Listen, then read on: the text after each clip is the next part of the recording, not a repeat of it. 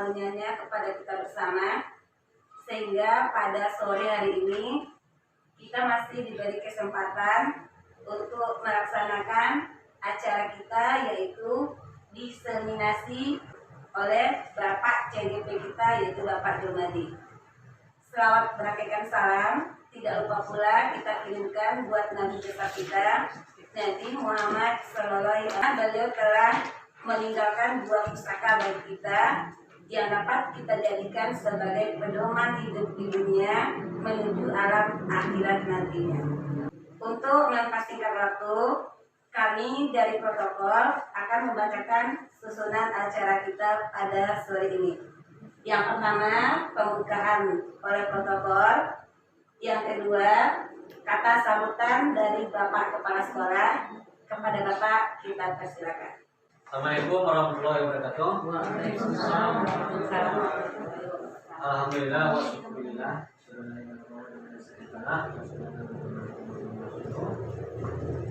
Yang saya hormati Bapak dan Ibu semuanya, kembali kita bersyukur kepada Allah Subhanahu wa taala pada sore hari ini kita bisa bertemu di ruang ini dalam rangka untuk mengikuti kegiatan diseminasi yang akan disampaikan oleh kita CGP. Adalah selanjutnya memberi salam kepada kita Muhammad SAW. Pada kesempatan ini saya sangat berterima sekali yang dilakukan oleh Bapak pribadi, karena kita akan menjadikan pembelajaran yang telah beliau ikuti dalam kegiatan program pendidikan pendidikan. Jadi beliau telah melakukan pembelajaran 21, kemudian hasil dari pembelajaran tersebut disampaikan yang jadi sekali lagi saya ucapkan terima kasih dan apresiasi yang sangat ini kita lagi. Dan selanjutnya pada kesimpulannya, mari kita ikuti kegiatan ini dengan sebaiknya, sehingga walaupun Pak Julmadi yang mengikuti kegiatan atau program pendidikan ini, namun kita juga mendapatkan tugas dari kegiatan ini. Jadi beliau setidaknya telah membagi pengalaman dan contoh pada kita. Terus lagi, mari kita ikuti kegiatan ini dengan sebaiknya. Mungkin saja yang perlu saya sampaikan. Saya ucapkan terima kasih semuanya. Jadi beliau sama. Terima kasih kita ucapkan kepada Bapak Kepala Sekolah yang telah menyampaikan sambutan. Semoga dapat kita pahami. Acara selanjutnya yaitu masuk kita kepada acara inti, yaitu penyampaian diseminasi aksi nyata oleh Bapak Julmadi. Kepada Bapak kita persilakan. Assalamualaikum warahmatullahi wabarakatuh. Salam dan bahagia buat kita semua Bapak Ibu. Puji syukur kehadiran Allah Subhanahu wa taala kita panjatkan karena pada sore hari ini kita masih bertahan di sini di sekolah kita ini. Mudah-mudahan dengan meluangkan waktu ini kita berikan rahmat dan balasan oleh Allah Subhanahu wa taala. Selawat berangkat salam buat cucu pimpinan kita Nabi besar Muhammad sallallahu alaihi wasallam. Allahumma shalli ala sayyidina Muhammad wa ala alihi Muhammad. Bapak Ibu, pada hari ini saya akan melakukan diseminasi tentang penyebaran budaya positif. Nama saya Julmadi SPD, calon guru penggerak angkatan 8 Kabupaten Sorong. Yang perlu kita ketahui pertama sekali Bapak Ibu, menurut Ki Hajar Dewantara, tujuan pendidikan itu adalah menuntun segala kekuatan kodrat yang ada pada anak-anak, agar mereka sebagai manusia dan anggota masyarakat dapat mencapai keselamatan dan kebahagiaan yang setinggi-tingginya. Baik sebagai manusia maupun sebagai anggota masyarakat, pendidikan itu hanya menuntun tumbuh kembang atau hidupnya kekuatan kodrat alam yang ada pada anak agar dapat memperbaiki lakunya, bukan dasarnya. Hidup dan tumbuh kekuatan kodrat anak. Bapak Ibu, kita di sini dinyatakan menurut KHD itu kita hanya menuntun. Di sini cuma menuntun sesuai dengan kodratnya. Kodrat itu ada dua Bapak Ibu, ada kodrat alam di mana lingkungan anak itu berada. kemudian kodrat zaman, di mana masanya anak itu berada. Pada sesi ini saya akan lebih fokus kepada budaya positif. Budaya positif di sekolah yaitu nilai kebiasaan di sekolah yang berpihak pada murid agar mereka dapat berkembang menjadi pribadi yang kritis, penuh hormat, dan bertanggung jawab sesuai dengan profil pelajar Pancasila yang biasa kita sebut dengan P3. Nah, Bapak Ibu sudah tahu profil pelajar Pancasila? Sudah tahu Bapak Ibu? Nah ya, mudah-mudahan kita tahu.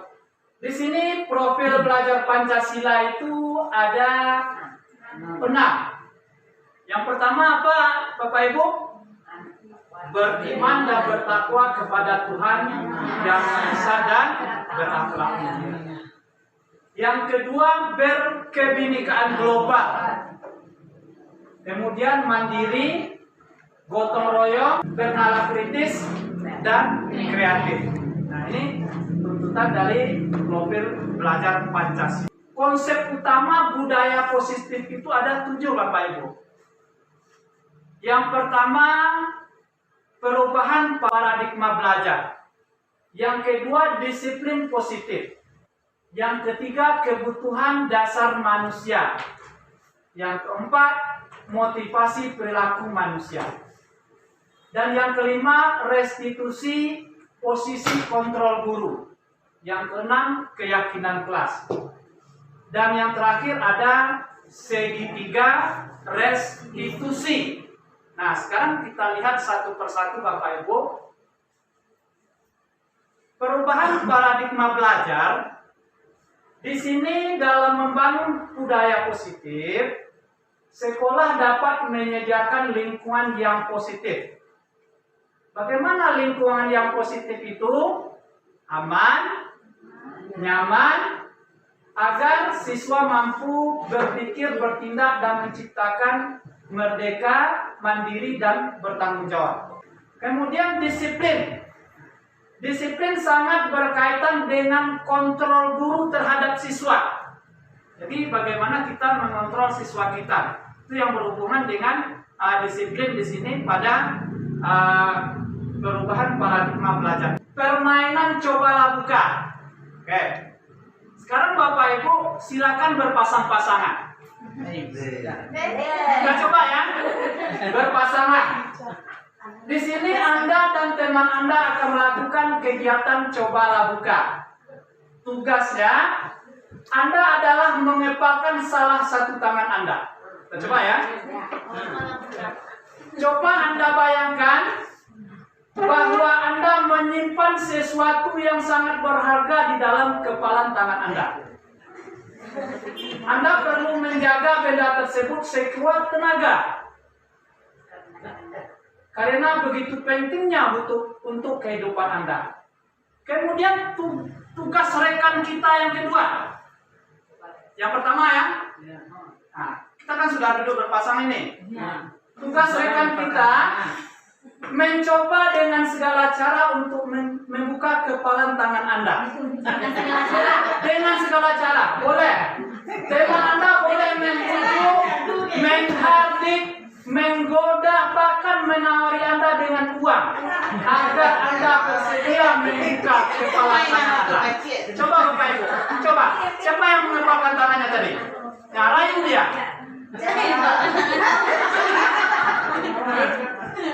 Sudah ya? Kita cobakan? Kita cobakan Bapak Ibu. Yang menepalkan tangan tadi bayangkan sesuatu yang berharga di dalam. Yang satu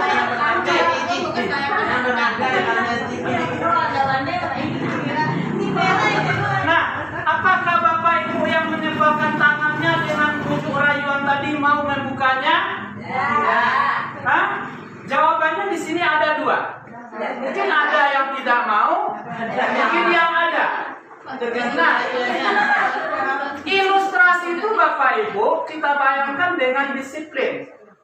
Apabila bujuk rayu, uang yang ditawarkan oleh teman kita, sedangkan kita tidak mau membukanya, Berarti itu adalah kontrol disiplin yang timbul dari dalam diri kita tanpa menghiraukan godaan apapun.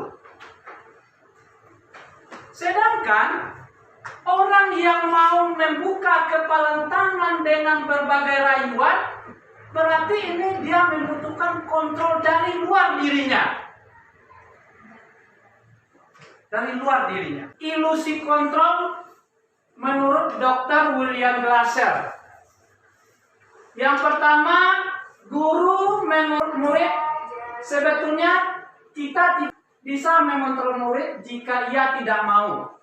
Harus ada dorongan sendiri dari diri murid.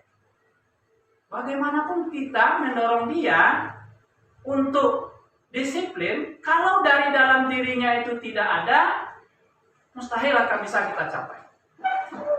Yang kedua, menurut Dr. William, penguatan positif efektif dan bermanfaat, semisal bujukan dan nasihat-nasihat, jika terlalu dalam, murid bisa ketergantungan, tidak mandiri dalam mengontrol dirinya. Nah, ini berbahaya ini. Jadi penguatan positif itu tergantung murid kita. Sekarang kita rasakan, apa yang kita lakukan selama ini? Ada kita melakukan seperti ini? Ada ya Pak Ibu, termasuk saya mungkin selama ini. Ini yang akan kita coba merubah ke depan. Kemudian, kritikan dapat membuat orang merasa bersalah. Kalaupun kita harus mengeluarkan kritikan, maka kritiklah secukupnya, dan kritikan tersebut harus membangun, bukan malah membuat murid tidak percaya diri. Jadi kritikan itu membangun. Yang selama ini mungkin itu yang kita lakukan. Ke depan kita coba lagi merubahnya. Lambat-lambat termasuk diri saya sendiri. Mungkin telah berbuat hal yang seperti itu. Kemudian orang dewasa memiliki hak untuk memaksa. Nah, ini kebiasaan kita orang dewasa ini. Menentukan pilihan adalah hak masing-masing. Kita telah mengabaikan. Kecenderungan kita orang dewasa memiliki hak untuk memaksa. Anak harus menurut kepada kita. Apa yang kita katakan harus seperti ini. Selama berarti kita telah mengabaikan, karena ini menentukan pilihan itu adalah hak masing-masing manusia. Ini menurut ilusi kontrol menurut Dr. William Glasser. Selanjutnya yang kedua, disiplin positif. Nah, ini dah. Disiplin buat orang menggali potensinya menuju sebuah tujuan yang apa? Yang dia hargai. Kemudian, namun dalam budaya kita, makna kata disiplin telah menjadi sesuatu yang dilakukan kepada orang lain untuk mendapatkan kepatuhan. Yang selama ini, kecenderungan umum adalah menghubungkan kata disiplin dengan ketidaknyamanan. Bukan dengan apa yang kita hargai atau mencapai suatu tujuan mulia. Jadi konsepnya itu selama ini kita salah persepsi Bapak. Disiplin adalah kemampuan memerintah diri dalam mengontrol dan menguasai diri untuk memilih tindakan yang mengacu kepada nilai-nilai yang kita hargai dengan penuh tanggung jawab tanpa diperintah orang lain. Itu yang disiplin itu sebenarnya. Jadi disiplin itu sebenarnya tidak. Ya, kemampuan memerintah diri dalam menguasai dan mengontrol untuk memilih tindakan yang mengacu kepada nilai-nilai yang dihargai. Nilai-nilai yang dihargai itu nilai-nilai bagaimana? Nilai-nilai kebajikan, sifat positif manusia yang merupakan tujuan mulia yang ingin dicapai setiap individu. Yaitu nilai-nilai yang sesuai dengan P3. Profil pelajar Pancasila. Oke, Bapak Ibu. Yang ketiga, kebutuhan dasar manusia. Nah, ini dia yang cukup menarik sekali ini. Kebutuhan setiap orang berbeda. Kita harus berusaha memahami pandangan orang lain tentang dunia. Setiap orang memiliki gambaran yang berbeda. Bapak Ibu, kebutuhan dasar manusia itu ada 5. Yang pertama, survival. Apa itu survival, Pak Ibu? Jelaskan. Kebutuhan untuk bertahan hidup. Kemudian ada belonging, cinta dan kasih sayang. Ada freedom, kebebasan. Ada fun, kesenangan. Ada power, kekuasaan. Setiap kita punya itu dalam diri kita. Nah, sekarang ada kasus. Ibu Sri, guru kelas 6, sedang bingung menghadapi ulah salah satu siswa di kelas bernama Rafa. Beberapa siswa datang dan mengatakan Rafa yang seringkali meminta bekal makan siang mereka dengan paksa. Jika Anda menghadapi situasi seperti Ibu Sri, apa yang akan Anda lakukan? Menurut Anda, kira-kira apa alasan Rafa melakukan hal itu? Sekarang saya bertanya, kalau Bapak dan Ibu seperti sisi Ibu Sri, apa yang Bapak Ibu lakukan? Apa yang kita lakukan? Paling kita panggil ya, langsung kita marahi. Langsung kita marahi, itu kebiasaan. Termasuk saya mungkin. Ini yang akan kita coba rubah ke depan. Nah, tetapi apa jawaban Rafa? Ada juga 5 jawaban. Pertama, Rafa lapar dan orang tuanya tidak membawakan bekal. Bahkan orang tuanya tidak ada uang untuk diberikan. Jadi harus kita identifikasi dulu Bapak Ibu. Apa sih masalahnya Rafa ini? Berarti Rafa di sini perlu dia apa yang dia butuhkan di sini? Bertahan hidup. Makanya dia melakukan, daripada dia mati kelaparan demi bertahan hidup, dia ambillah makanan teman-teman. Itu alasannya. Kemudian yang kedua, teman Rafa jadi perhatian kepada Rafa. Nah, dengan sifat Rafa seperti tadi, temannya jadi perhatian. Kalau sudah perhatian temannya kepada dia, berarti Rafa ini membutuhkan apa dia? Cinta dan kasih sayang. Mungkin di rumah dia kurang dapat perhatian, cinta dan kasih sayang. Dia lakukanlah di sekolah. Dengan melakukan itu, bagaimana dia mendapatkan cinta dan kasih sayang dari teman-teman sejawat. Jawaban yang ketiga oleh Rafa apa? Rafa merasa hebat karena teman takut dan mengikuti keinginannya. Berarti apa yang diinginkan Rafa di situ? Kekuasaan. Dia ingin berkuasa. Kemudian yang keempat, Rafa merasa bosan dengan bekal yang dibawakan orang tuanya. Apa Rafa di sana? Freedom. Yaitu kebebasan, berarti dia ingin bebas. Dia bosan dengan itu saja yang dibawakan oleh orang tuanya barangkali. Nah, jadi dia perlu kebebasan. Kemudian yang terakhir, Rafa hanya iseng dan melihat wajah temannya kesal. Nah, jadi dia melihat wajah temannya kesal saja. Di sini adalah fun, kesenangan yang dia butuhkan. Dia senang melihat. Jadi Bapak Ibu, dalam menyelesaikan sebuah kasus yang kita temui dalam lokal kita, jangan kita cepat menghakimi. Harus kita lihat dulu 5 dasar kebutuhan manusia tadi. Ya Bapak Ibu, bisa Bapak Ibu? Oke. Kita lanjut. Motivasi perilaku manusia. Ini dia. Semua perilaku memiliki tujuan. Ada teori perilaku manusia. Yang pertama, untuk menghindari ketidaknyamanan atau hukuman. Ini pertanyaan bagi kita di sini. Apa yang akan terjadi apabila saya tidak melakukan ini? Kalau itu yang terjadi, berarti motivasinya motivasi apa itu? Kemudian untuk mendapatkan imbalan dari orang lain atau institusi. Apa yang akan saya dapatkan apabila saya melakukan ini? Barusan kita tadi disampaikan akan melakukan kegiatan eskul. Mungkin kita melakukan itu karena takut oleh Bapak Kepala Sekolah. Berarti motivasi itu motivasi apa? Eksternal, dari luar diri kita. Kemudian untuk menghargai diri sendiri. Nah, saya akan seperti apa apabila saya melakukannya. Ini yang sangat kita lakukan sekali. Untuk menghargai diri sendiri. Saya akan seperti apa apabila saya melakukan. Contoh, kita melakukan sebuah pelatihan. Kalau saya melakukan sebuah pelatihan, otomatis saya akan paham, akan mengerti ini. Nah, ini adalah motivasi internal. Ini yang merupakan tujuan dari disiplin positif. Ya, oke Bapak Ibu.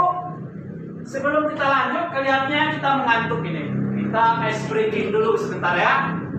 Kalau saya bilang pagi, kita tepuk tangan 1 kali. Kalau saya bilang sore, tepuk tangan 2 kali. Kalau saya bilang nanti malam, tepuk tangan 3 kali. kosong. Nah, sekarang kita coba Bapak Ibu. Pagi, pagi, sore, sore, pagi, malam. Alhamdulillah konsentrasi kita masih tinggi ya, masih tinggi. Oke, kita lanjut. Ini yang sangat menarik nih Bapak Ibu. Dari materi yang saya pelajari, ini yang sangat menarik sekali bagi diri saya. Ya, restitusi posisi kontrol guru. Apa guru yang bagaimana saya selama ini? Yang pertama, berdasarkan pada teori kontrol Dr. William Glasser, bahwa berkesimpulan ada 5 posisi kontrol yang diterapkan seorang guru. Contoh pertama, guru itu sebagai pengukur. Ada posisi kontrol guru itu membuat merasa. Ada posisi kontrol guru itu sebagai teman. Ada sebagai pemantau. Ada sebagai manajer. Sekarang kita lihat di mana kita.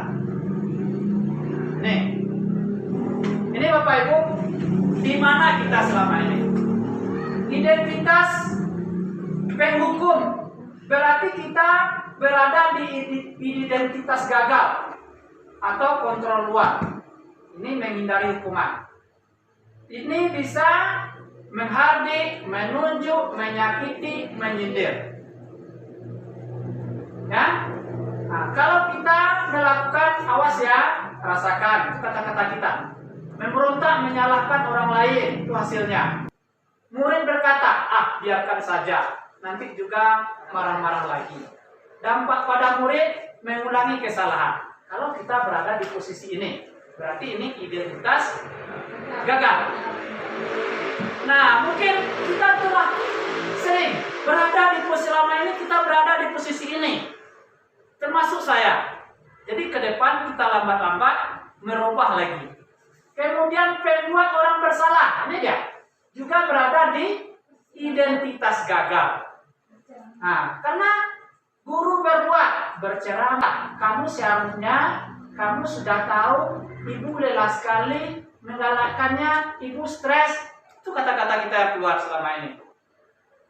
Menyembunyikan, menyangkal, berbohong. Ini hasilnya. Jadi anak akan menyembunyikan, menyangkal, berbohong dia. Nah, kemudian kalian dengan dunia berkualitas. Murid melakukan guru di dalam dunia berkualitas. Maafkan saya, merasa rendah diri. Ini dampaknya kepada murid. Kalau yang 2 ini kita lakukan Bapak Ibu, dampaknya sangat luar biasa pada murid. Dia cuma sadar sebentar. Nah, sekarang teman. Teman itu berada di identitas berhasil, sukses atau kontrol dari luar. Ini mengharapkan imbalan atau ketergantungan teman. Nah, ini guru berbuat membudidayakan alasan-alasan untuk muridnya.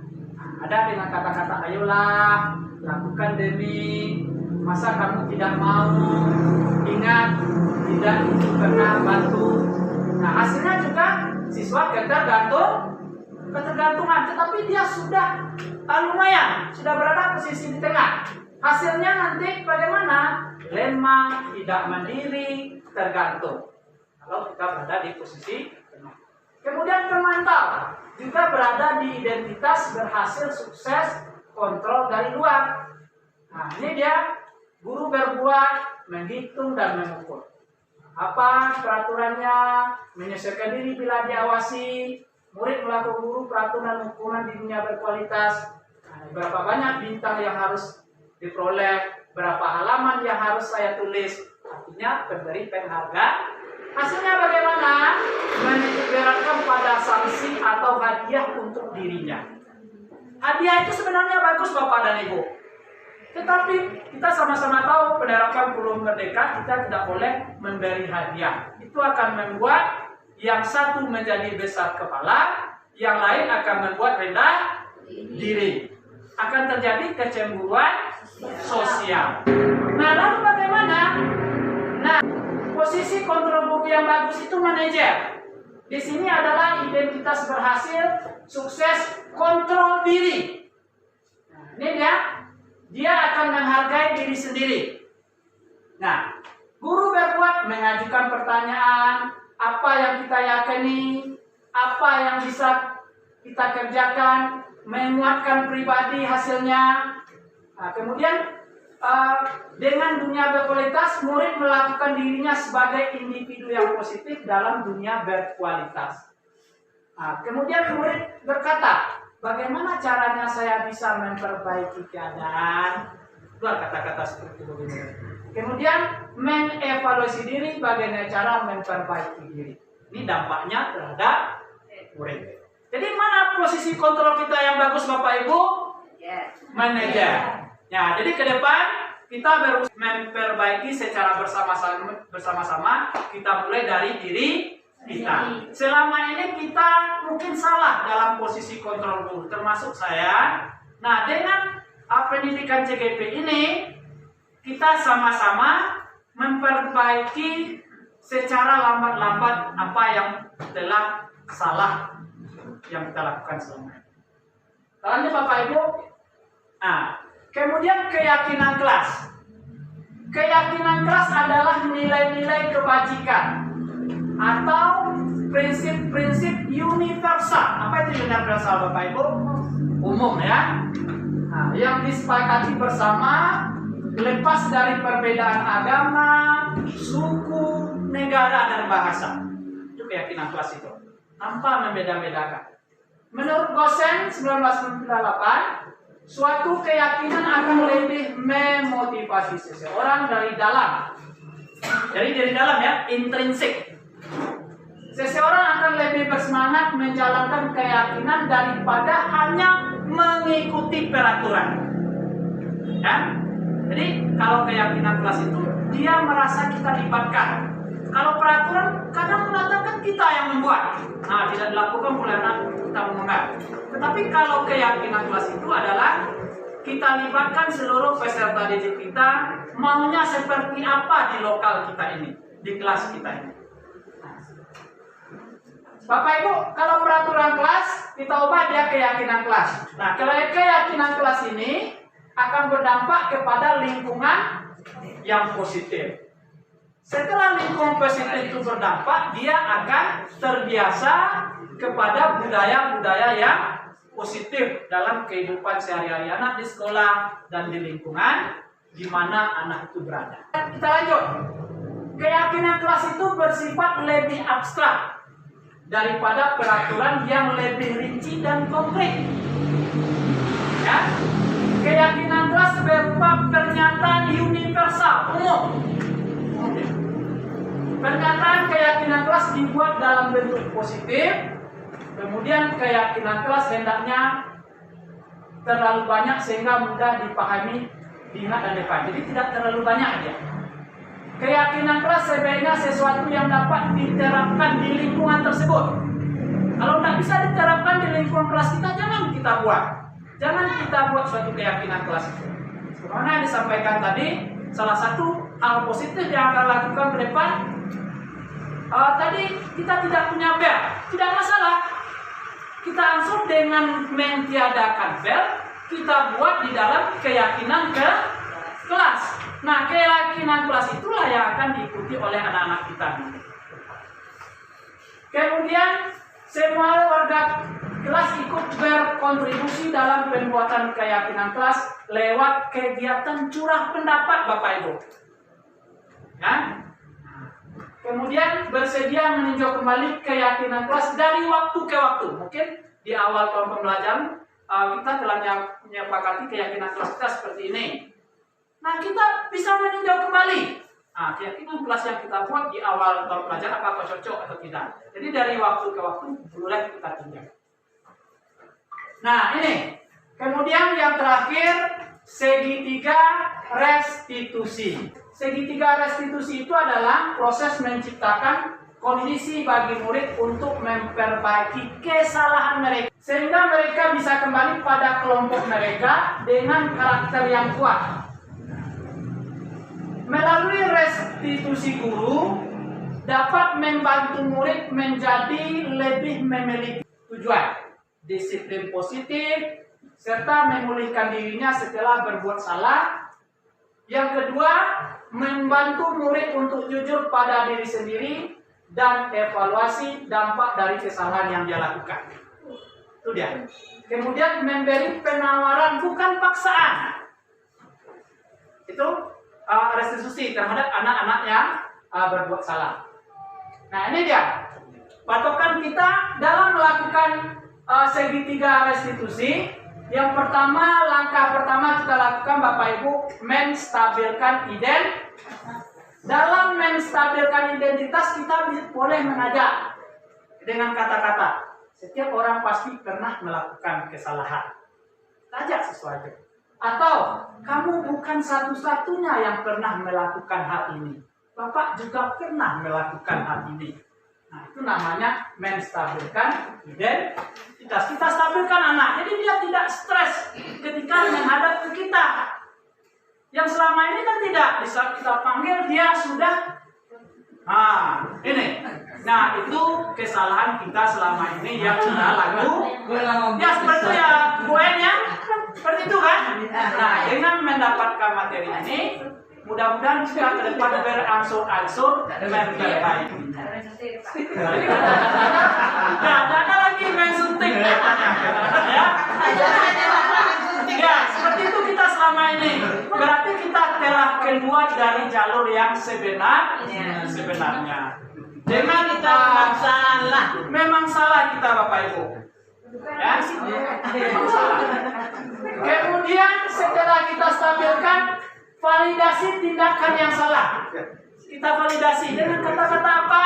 Contoh, kamu tentu punya alasan mengapa melakukan itu. Maksudnya, Bapak ingin tahu alasan kenapa melakukan hal itu. Atau adakah cara yang lebih efektif untuk mendapatkan apa yang kamu butuhkan? Loh, sering kejadian ada yang mengambil uang teman kan? Kita gunakan pertanyaan ini. Adakah cara lain lebih efektif untuk mendapatkan apa yang kamu butuhkan? Ini namanya Bapak Ibu validasi tindakan ya. Kemudian tanyakan keyakinan.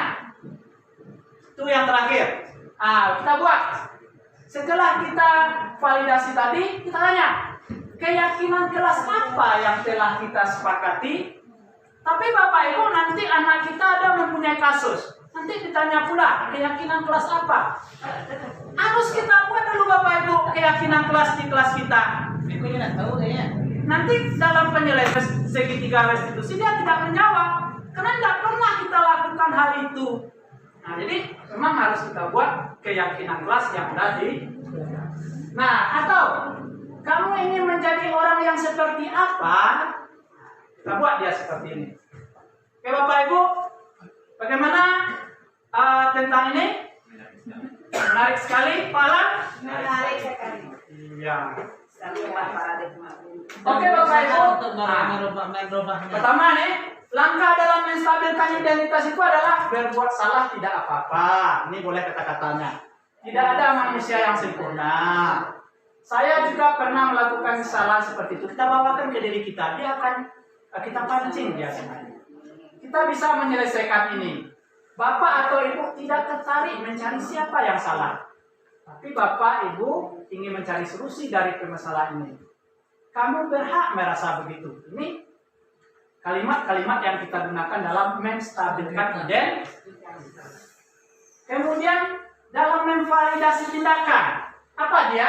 Ini, kamu pasti punya alasan mengapa melakukan hal itu. Bisa juga kamu patut bangga pada dirimu sendiri, karena kamu telah melindungi sesuatu yang penting buat kamu. Dia kan dalam bermasalah kan dia melindungi juga sesuatu yang penting pada dirinya. Kemudian menanyakan keyakinan kelas tadi kan. Nah, apa yang kita percaya sebagai kelas atau keluarga? Kemudian apa nilai universal yang telah kita sepakati? Bisa juga apa bayangan kita tentang kelas yang ideal? Yang terakhir, kamu mau jadi orang yang seperti apa? Nah, oke Bapak Ibu, salah satu penerapan restitusi segitiga restitusi, saya telah mencoba dalam sebuah demonstrasi kontekstual kemarin. Ini saya ambil saja yang sebenarnya karena demonstrasi kontekstual. Selamat pagi dulu Pak. Ayo, silakan dulu. Bapak tahu mengapa Bapak melakukan ini? Ya, nah, tapi Bapak kemarin masuk kan? Iya Pak, masuk. Saya tidak Bapak, semua orang pernah melakukan kesalahan. Seperti ini, dan jika kita pasti ada orang itu. Kira-kira, mengapa Bapak tidak berkelas? saya capek dan ngantuk Pak. Soalnya apabila saya pergi sampai jam 12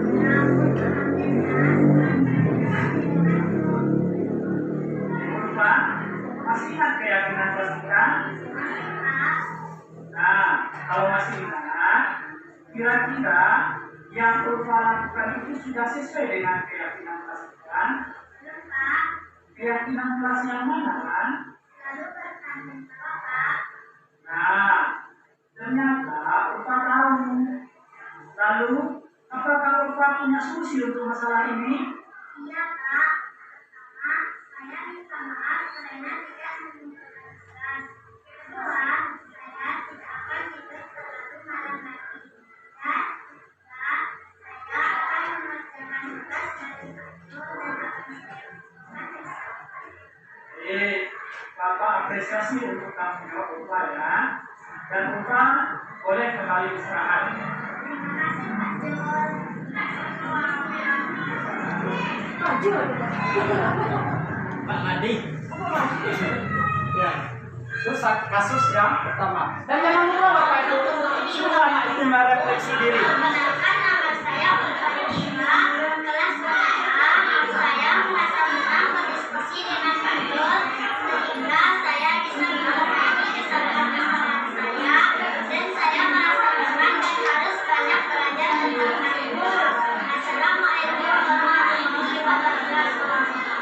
Ya, itu Bapak Ibu, itu adalah salah satu penerapan demonstrasi kontekstual segitiga restitusi yang saya lakukan kemarin, karena itu merupakan suatu tugas pada demonstrasi kontekstual. Dan kedepannya mungkin apa yang kita tayangkan tadi bisa kita lakukan secara bersama-sama.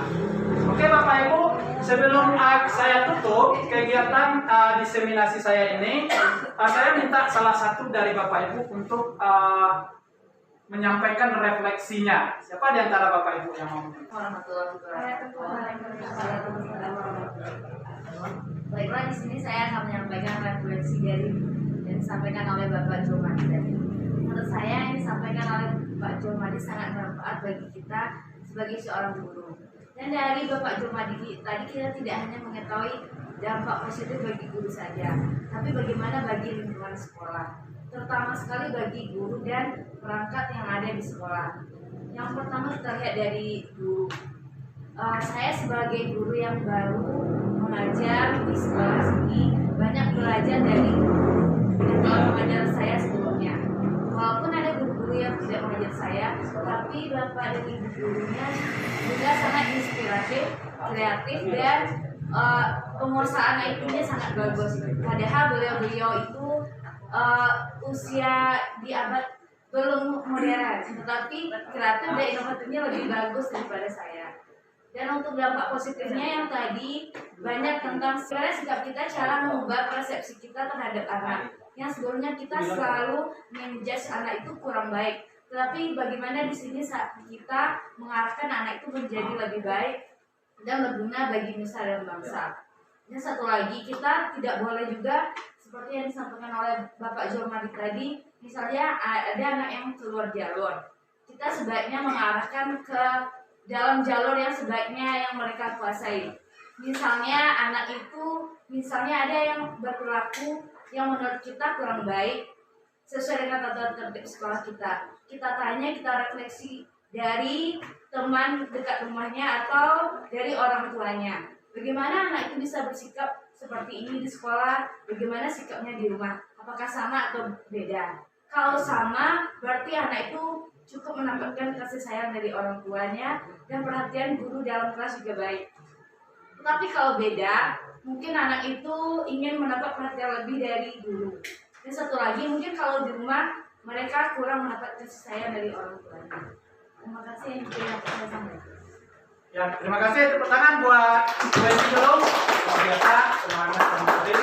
Oke Bapak Ibu, terima kasih atas waktu yang telah diluangkan buat saya dalam menyampaikan materi visi misi saya tentang budaya positif. Salam guru penggerak, tergerak, bergerak, menggerakkan. Billahi taufiq wal hidayah. Assalamualaikum warahmatullahi wabarakatuh.